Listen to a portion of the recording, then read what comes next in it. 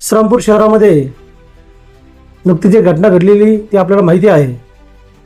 पत्रकार परिषद घेण्याचा उद्देश एकच होता की सन्माननीय नामदार राधाकृष्ण विखे पाटील साहेबांनी वक्तव्य केलं. त्या वक्तव्यावरती बंटी जागीरदार त्याचा आत्ताच आपण बघितलं खून झालेला आहे. त्याचं आम्ही कोणी समर्थन करत नाही, पण त्याच्या बंधूंनी प्रेस कॉन्फरन्स घेतली. त्यांनी सांगितलं की नामदारांनी थोडा विचार केला पाहिजे, माहिती घेतली पाहिजे. तर त्या सदर घटनेची आम्ही माहिती घेतली.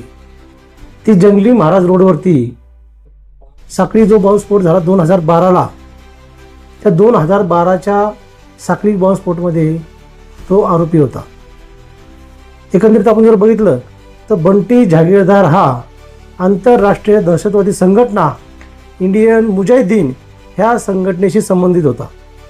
भारतामध्ये ही संघटना चालवणारे रियाज भटकल, इक्बाल भटकल, अहमद जलाउद्दीन उर्फ वकास उर्फ साउजर रहमान, की जे पाकिस्तानमध्ये राहतो. हा रहमान जो आहे तो पाकिस्तानमध्ये राहतो. ह्या संघटनेशी हा माणूस निगडीत होता आणि ह्या संघटनेशी निगडीत असून यांनी आतंकवादी कारवाई केलेला आहे. त्या ठिकाणी त्यांना शस्त्र पुरवलेले आहे आणि ते समर्थन करण्यासाठी त्याचा बंधू येतो आणि पालकमंत्र्यावरती बोलतो. ही निंदनीय बाब आहे. त्याच्यामुळे आम्ही आज पत्रकार परिषद घेतली.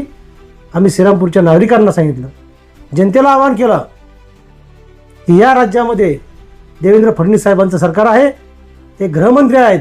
ह्या जिल्ह्यामध्ये सन्माननीय नामदार राधाकृष्ण विखे पाटील साहेब पालकमंत्री आहेत. कुणी घाबरायचं कारण नाही, कुठे जायचं कारण नाही. आम्ही सर्व संघटना आपल्या पाठीशी आहोत. आपण सर्व समाज, राष्ट्रपिता हिंदू समाज सर्व आपल्या बरोबर आहे.